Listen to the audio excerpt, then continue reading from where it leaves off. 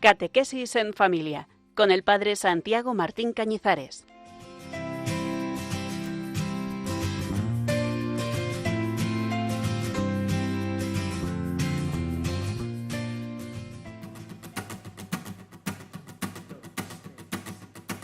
Que seamos todos uno, como el Padre y tú sois uno.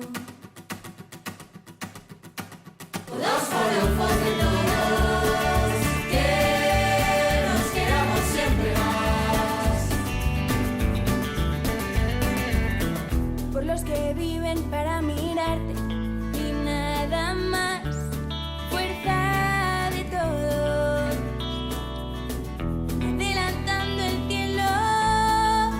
Hermanas de Belén, benedictinos viste, y su comunión claristas. Nos encontramos ya en los primeros compases del tiempo ordinario, después de haber celebrado las grandes manifestaciones del Señor en la Navidad, la Epifanía y el bautismo en el Jordán. En estos días cercanos al 26 de enero, hoy, la Iglesia vive todavía el eco del octavario por la unidad de los cristianos, un tiempo de oración intensa para que todos los que confesamos a Cristo lleguemos a la plena comunión, según el deseo del Señor, que todos sean uno. Junto a esa llamada a la unidad, la liturgia nos invita también a fijar la mirada en el testimonio de los santos que han vivido con fidelidad el combate de la fe. Acabamos de celebrar la conversión de San Pablo, apóstol, ejemplo de cómo la gracia transforma la vida y la pone enteramente al servicio de Cristo. Y resuena la memoria de los santos Timoteo y Tito, discípulos fieles que aprendieron a permanecer firmes en medio de las pruebas. Con este telón de fondo, la palabra de Dios nos conduce al desierto donde Jesús, después de ser bautizado, es tentado por el diablo. Allí el Señor nos enseña que la vida cristiana es desde el inicio un camino de filiación y de combate, de escucha obediente de la palabra y de adoración verdadera. A la luz de los padres de la Iglesia vamos a adentrarnos hoy en este pasaje del Evangelio de San Mateo para aprender a reconocer y afrontar con Cristo las tentaciones que acompañan nuestro propio camino de fe. Que seamos uno en la Iglesia y que seamos uno como cristianos. Sois uno.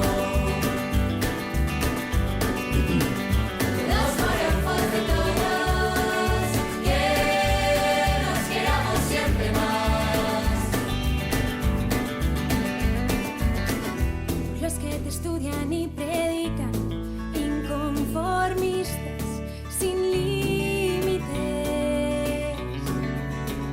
siempre mar adentro, maristas, salesianos, escolapios, agustinos, franciscanos, legionarios, jesuitas, dominicos y tantos más, y tantos más. Seamos todos uno como el Padre y tú sois uno.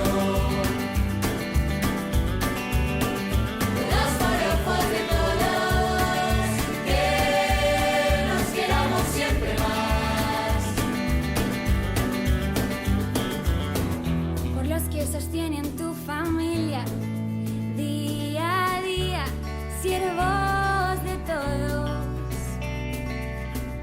sacerdotes diocesanos, parroquias, seminaristas, misioneros. Budismos junto a Pedro, el Papa, que seamos todos uno como el Padre y tú sois uno.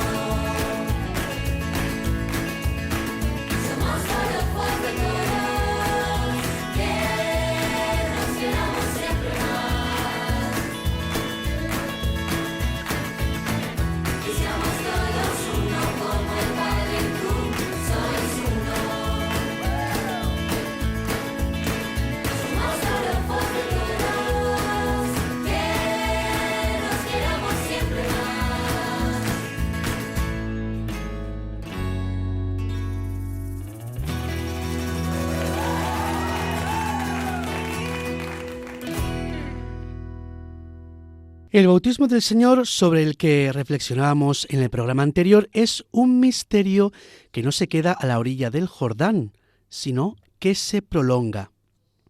Se prolonga en el desierto.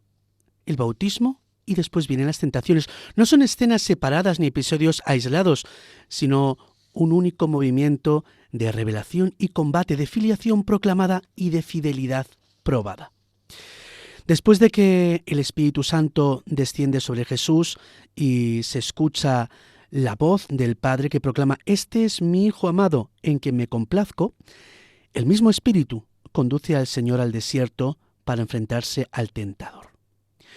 No es una contradicción, es una pedagogía divina. Recuerda San Juan Crisóstomo que Cristo quiso pasar por el combate para nuestra enseñanza, para que nadie se turbe si después del bautismo llegan las pruebas y las tentaciones.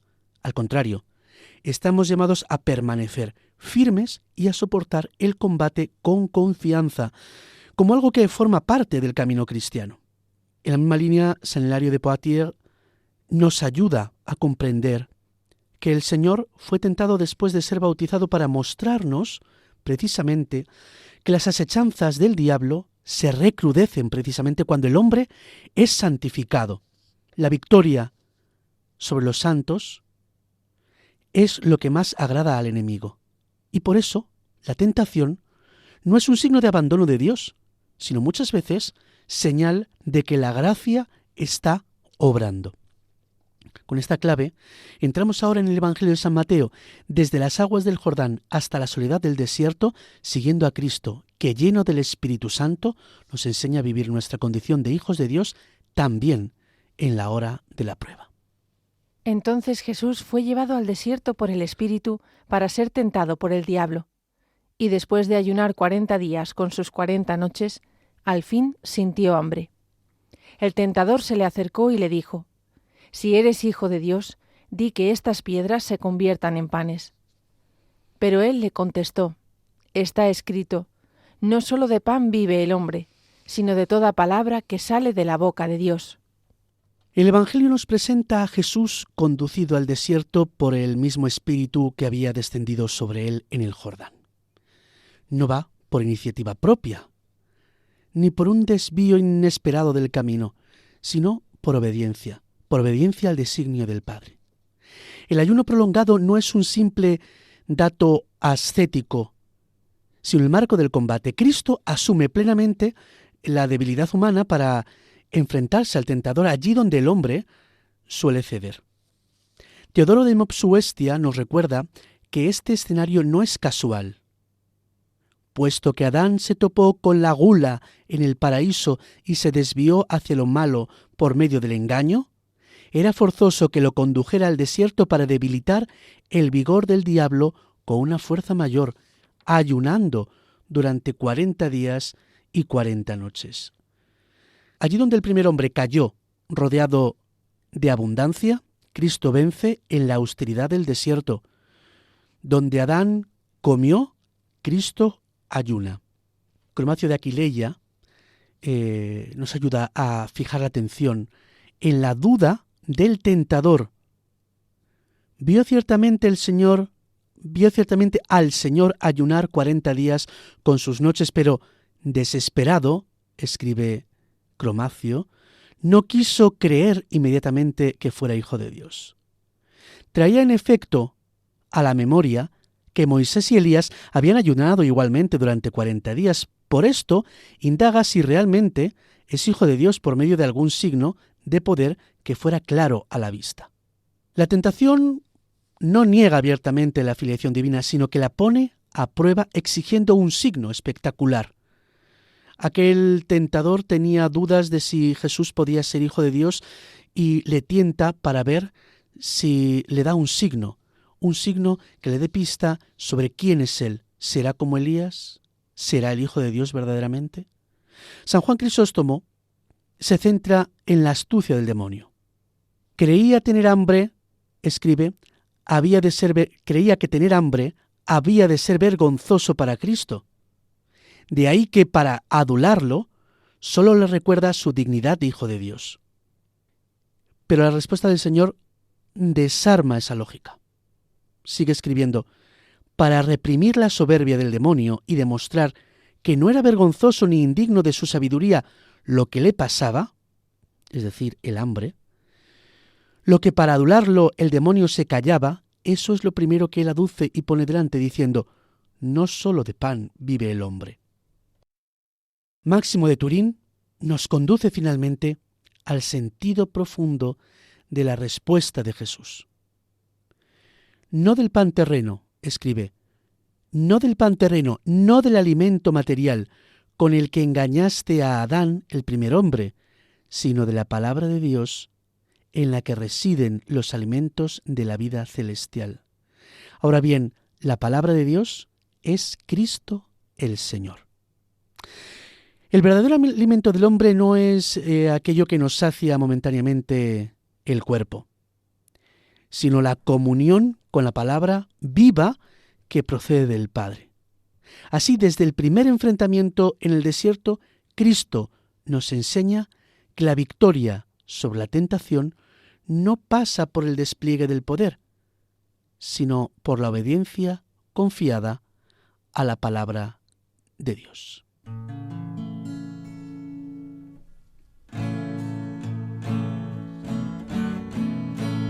Solo de pan vive el hombre, sino de toda palabra que viene de Dios. Solo de Dios dice el Señor. No solo de pan vive el hombre, sino de toda palabra que viene de Dios. Solo de Dios dice el Señor. Después del bautismo del Señor, sobre el que meditamos el programa anterior, y el mismo Espíritu que desciende sobre Jesús le lleva al desierto para ser tentado, hemos escuchado esa primera tentación ante el hambre de Jesús. Si eres hijo de Dios, di a estas piedras que se conviertan en pan. Pero las tentaciones siguen, otras dos. Entonces el diablo lo llevó a la ciudad santa, lo puso en el alero del templo y le dijo: Si eres hijo de Dios, tírate abajo, porque está escrito: ha dado órdenes a sus ángeles acerca de ti, y te sostendrán en sus manos, para que tu pie no tropiece con las piedras. Jesús le dijo: también está escrito: no tentarás al Señor tu Dios. La segunda tentación nos traslada del silencio del desierto al corazón visible de la religión, la ciudad santa y el templo. Allí donde todo parece hablar de Dios, el tentador introduce una sugestión más sutil y peligrosa: utilizar a Dios mismo para la propia exaltación. Ya no se trata del hambre del cuerpo, sino de la tentación espiritual de la ostentación y del falso abandono confiado. San Juan Crisóstomo desenmascara la estrategia del enemigo cuando se pregunta: ¿cómo es que el diablo inicia cada tentación con las palabras «si eres hijo de Dios»? Y responde recordando el engaño original: lo que hizo con nuestros primeros padres, eso mismo hace aquí. Como entonces sembró la sospecha sobre la bondad de Dios en el corazón de Adán y de Eva, ahora intenta insinuar que el título de hijo es vano, que debe ser probado con un gesto espectacular. Vanamente te ha dado Dios nombre de hijo, escribe San Juan Crisóstomo, poniendo las palabras en boca del tentador.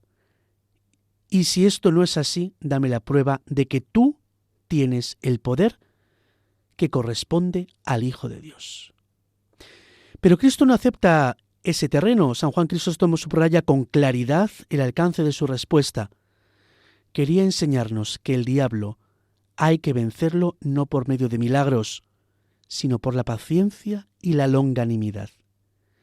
Y que por otra parte nada absolutamente debemos hacer por ostentación y ambición de gloria. Jesús rehúsa convertir la confianza filial en espectáculo y la fe en desafío. Un antiguo comentario anónimo nos invita a mirar aún más hondo en esta escena, Cuando oigas hablar de que Cristo fue llevado por el diablo, no pienses que el poder del diablo pudo llevar a Cristo, sino admírate de la paciencia de Cristo que se dejó llevar por él. No hay aquí dominio del tentador, sino correspondencia libre del Señor. No hay debilidad en el Señor, escribe este anónimo, que se deja llevar, sino paciencia, y tampoco poder en el demonio al llevarlo, sino soberbia. Cristo es conducido para enseñarnos a no dejarnos conducir. Nos enseña a no dejarnos conducir por la tentación, precisamente dejándose conducir Él por el tentador. Se deja llevar voluntariamente para que nosotros aprendamos a no seguir la voluntad del diablo, ni siquiera cuando ésta se disfraza de piedad, o de cita bíblica, o de aparente confianza en Dios. Y por último, la última tentación, la tercera. De nuevo el diablo lo llevó a un monte altísimo, y le mostró los reinos del mundo y su gloria, y le dijo: «Todo esto te daré si te postras y me adoras». Entonces le dijo Jesús: «Vete, Satanás, porque está escrito: Al Señor tu Dios adorarás, y a Él solo darás culto». Entonces lo dejó el diablo, y he aquí que se acercaron los ángeles y lo servían. Esta tentación culmina el combate en el desierto y revela con toda claridad el verdadero rostro del enemigo. Y ya no se disfraza de consejero piadoso, ni cita la Escritura para engañar, sino que muestra abiertamente su pretensión: recibir adoración. El monte altísimo no es sólo un lugar elevado, sino el símbolo del poder, de la dominación y de la gloria mundana que pretende ocupar el lugar de Dios. Teodoro de Mopsuestia nos ayuda a comprender el carácter ilusorio, digamos, de esta escena cuando afirma: no es posible encontrar una montaña tan alta como para que desde ella pueda ver el mundo entero quien lo desea, sino que se lo mostraba de forma imaginaria, como usualmente muestran los demonios la mayoría de las cosas, puesto que es característica distintiva de quienes saben bien engañar, que muestren muchas cosas que ni son ni ocurren, como si fueran y ocurrieran. Querido oyente, la tentación se apoya una vez más en la apariencia. Todos son apariencias. En una visión falseada de la realidad, cuando a veces se nos falsea la realidad, es el tentador el que la falsea. O cuando nosotros mismos queremos falsear la realidad para los demás, a veces nos convertimos en instrumentos, digamos, del maligno. Somos tentados para tentar a los demás. Somos el vehículo del tentador que falsea la realidad. Este es el centro de la tentación. Una realidad falsa. Pero aunque falsa, siempre parece o aparentemente más bella, más dulce, aunque al final el amargor del pecado nos hace ver que lo que se nos mostraba como tentación y como objetivo por el tentador no es nada que nos convenga a nosotros, sino más bien la dulzura del amor de Dios. El demonio ofrece lo que no es suyo y promete una gloria que no puede dar. Frente a esta mentira, la respuesta de Cristo es breve, firme y definitiva. No dialoga más, no argumenta, no entra en negociaciones, como podemos hacer quizá nosotros, negociando con Dios o negociando con el mal. Cita la Escritura para restablecer el orden verdadero. Solo Dios es digno de adoración. Solo a Él pertenece el culto. A nadie más. Y aunque se nos falsee la realidad, debemos discernir, queridos oyentes, en qué ponemos nosotros nuestro corazón, en qué ponemos nosotros nuestra mente, y si no estamos adorando otras cosas, otras realidades falseadas que se nos presentan como más bellas que Dios, como quizá fáciles de alcanzar, como bondadosas, pero solo Dios es digno de adoración. Solamente a Él le pertenece nuestro culto, nuestra mirada de adoración.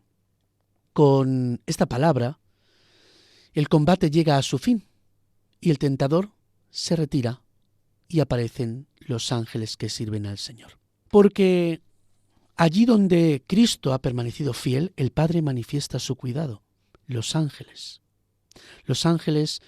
que cuidan de Cristo como cuidan también de nosotros cuando permanecemos fieles.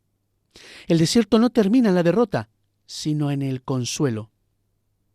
No en la humillación, sino en la confirmación de la obediencia filial. Así, el Señor nos enseña que toda tentación, en el fondo, es una cuestión de adoración. Decidir a quién damos culto con nuestra vida. Y sólo cuando Dios, nuestro único Rey, nuestro único Señor, ocupa el primer lugar, todo lo demás queda ordenado y el enemigo pierde su poder. Llegamos al final de nuestro programa, invadidos por este espíritu de adoración verdadera. Recuerden que pueden volver a escuchar el programa en la sección de podcast en www.radiomaria.es. Luz con paz. Cada momento sentarte en el trono, que tu alabanza esté siempre en mi boca y reconocer que tú eres Dios, que alabarte a ti, Señor, sea siempre lo primero. Fijo mi mirada en el cielo. Tú, el único Rey que tiene que reinar, el único Señor al que voy a alabar. Hoy levanto el corazón al que lo conquistó, simplemente porque tú eres Dios.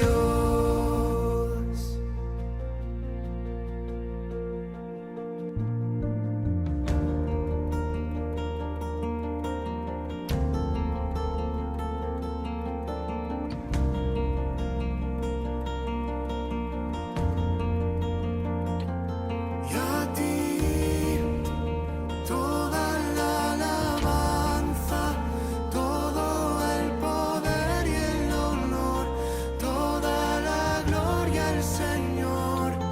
Y a ti toda la alabanza, todo el poder y el honor, toda la gloria al Señor. Y a ti toda la alabanza, todo el poder y el honor, toda la gloria al Señor. Y a ti toda la alabanza, todo el poder y el honor, toda la gloria al Señor.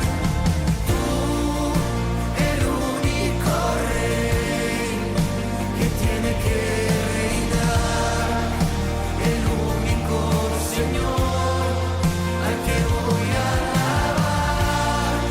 Hoy levanto el corazón al que lo conquistó, simplemente porque tú eres el único Rey que tiene que reinar, tú el único Señor al que voy a alabar. Hoy levanto